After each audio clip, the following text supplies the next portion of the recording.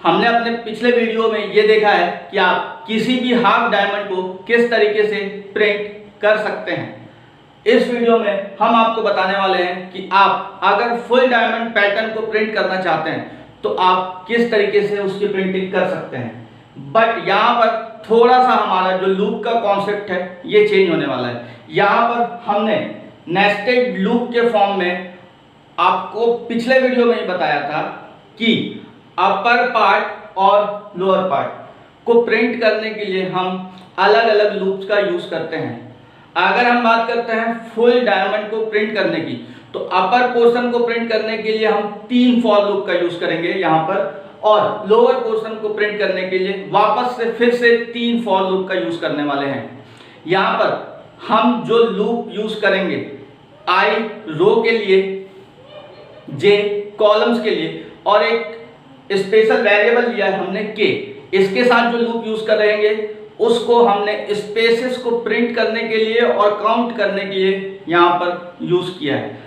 पिछले वीडियो की तरह हमने इस वीडियो के बाद भी आपके लिए एक टास्क रखा है जो आप इस वीडियो को कंप्लीट देखने के बाद उस टास्क को कंप्लीट कर सकते हैं, और जैसे आपका वो टास्क कंप्लीट होगा आपकी वो फाइनल प्रिंटिंग हो जाएगी उस फुल डायमंड की, तो आप उसकी कोडिंग को हमारे कमेंट सेक्शन में या फिर हमें व्हाट्सएप भी कर सकते हैं। उम्मीद है आपको हमारा ये वीडियो पसंद आएगा और आप इसे शेयर और लाइक करना नहीं भूलेंगे। तो देखते हैं हमारा फुल डायमंड प्रिंटिंग का ये एग्जाम्पल। हमने यहाँ पर डायमंड पैटर्न प्रिंट करने के लिए फिर से नेस्टेड लूप का यूज़ किया है। यहाँ पर हमने अपर हाफ को प्रिंट करने के लिए 3 फॉर लूप का यूज़ किया है और लोअर हाफ को प्रिंट करने के लिए वापस से 3 फॉर लूप का यूज़ किया है। हमने यहाँ पर जो के का यूज़ किया है वो आपको कॉलम में स्पेस प्रोवाइड करेगा। इसके बाद हम देख लेते हैं हमारा प्रिंटिंग पैटर्न किस तरीके का होगा। हमने के में जो अरेंजमेंट किया है वो 8 स्पेस अलाउ किए हैं, क्योंकि हमारा जो डायमंड का पैटर्न था वो हमसे 8 स्पेस का रिक्वायरमेंट रखता है।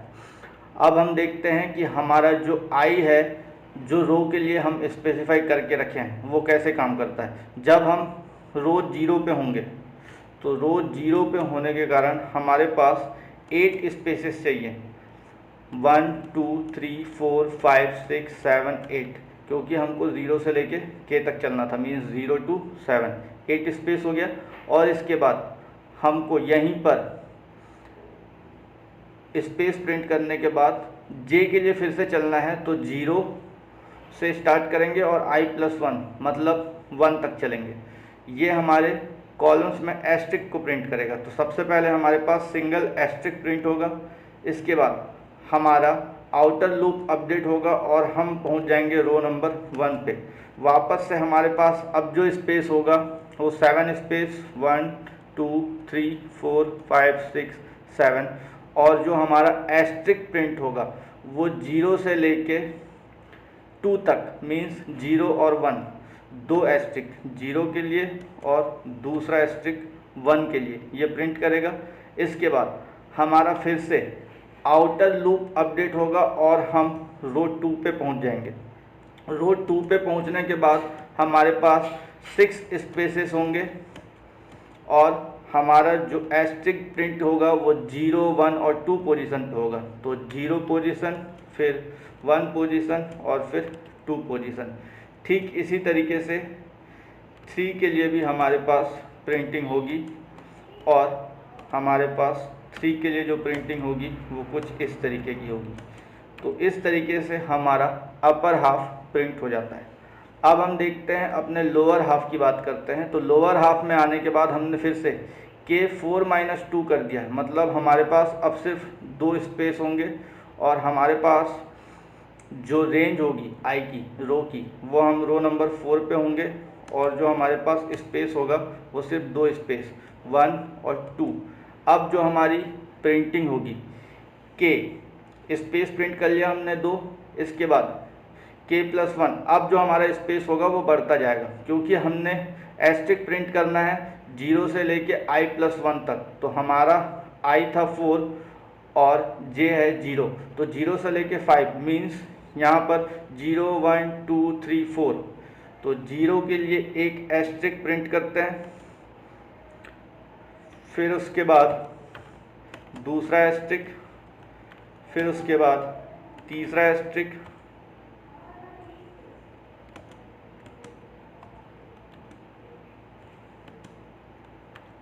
फिर उसके बाद चौथा एस्ट्रिक, फिर उसके बाद पांचवा एस्ट्रिक। सेम इसी तरीके से हम अब वापस से स्टेप वैल्यू कम होगी तो हम 3 पे जाएंगे और 3 पे जो प्रिंटिंग होगी वो होगी हमारे पास 3 स्पेस मिलने के बाद पहले एस्ट्रिक, फिर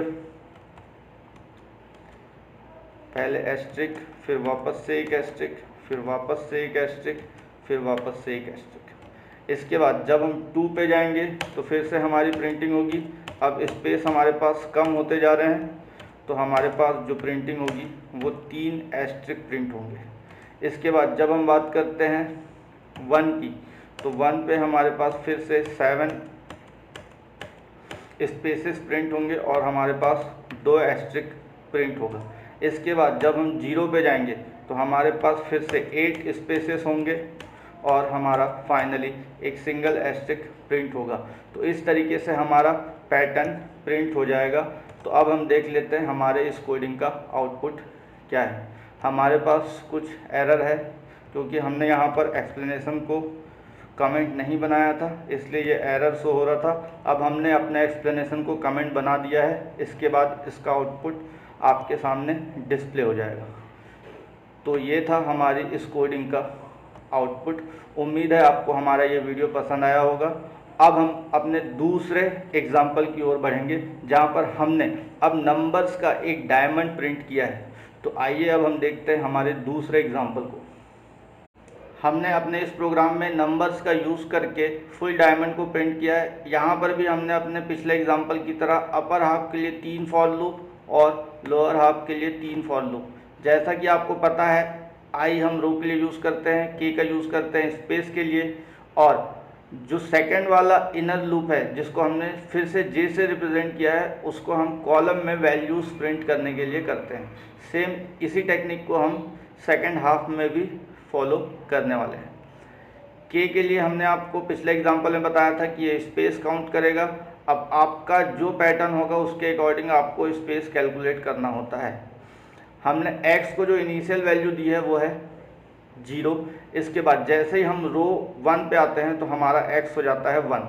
तो जब हम बात करें हम रो 0 से लेके 4 तक चलेंगे, मीन्स रो नंबर 0 पे होंगे एक बार, फिर रो नंबर 1 पे होंगे, फिर रो नंबर 2 पे होंगे, फिर रो नंबर 3 पे होंगे।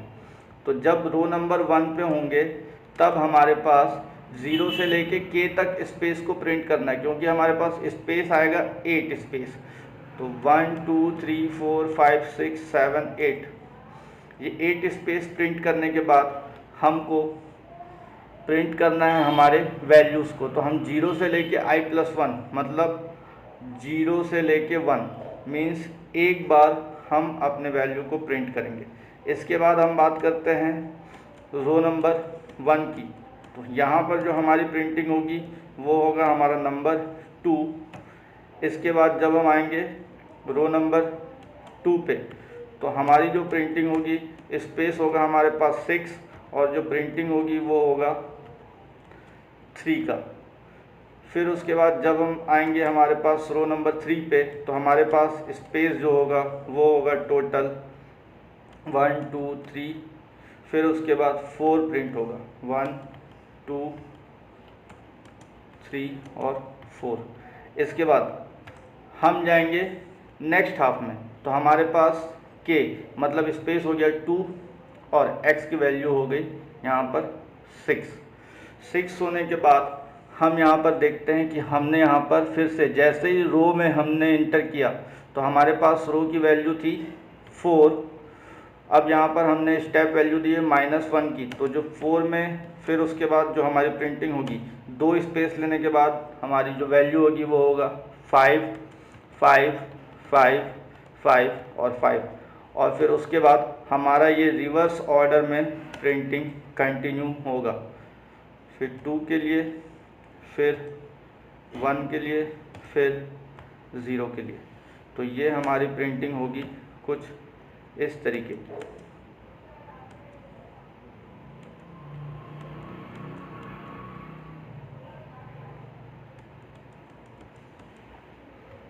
3 प्रिंट करेगा। इसके बाद रो जब 1 पे पहुंच जाएंगे तो हमारे पास 2 की प्रिंटिंग होगी 2 टाइम्स। फिर उसके बाद जब हम लास्ट रो पे पहुंचेंगे तो हमारे पास फाइनली 8 स्पेस लेने के बाद 1 प्रिंट होगा। हमारे पास इसका आउटपुट क्या आता है ये देख लेते हैं। तो यह है हमारे प्रोग्राम का आउटपुट। आप इस आउटपुट को देख के समझ सकते हैं कि हमारा एक्सप्लेनेशन जो हमने किया था वो हमारे स्पेसिस के साथ किस तरीके से काम करता है। आप अपने डायमंड के हिसाब से नंबर ऑफ स्पेसिस को कम या ज़्यादा कर सकते हैं। अगर आप चाहें तो इस प्रोग्राम को यूज़र के इनपुट के थ्रू भी उस यूज़र को कितने रोज़ चाहिए आप इनपुट लेके इस प्रोग्राम को सॉल्व कर सकते हैं। बस आपको यहाँ पर कांस्टेंट में जो हमने कुछ वैल्यूज़ यूज़ की हैं इन वैल्यूज़ की जगह पे आपको यूज़र का इनपुट डालना होगा। Thanks for watching our video and channel.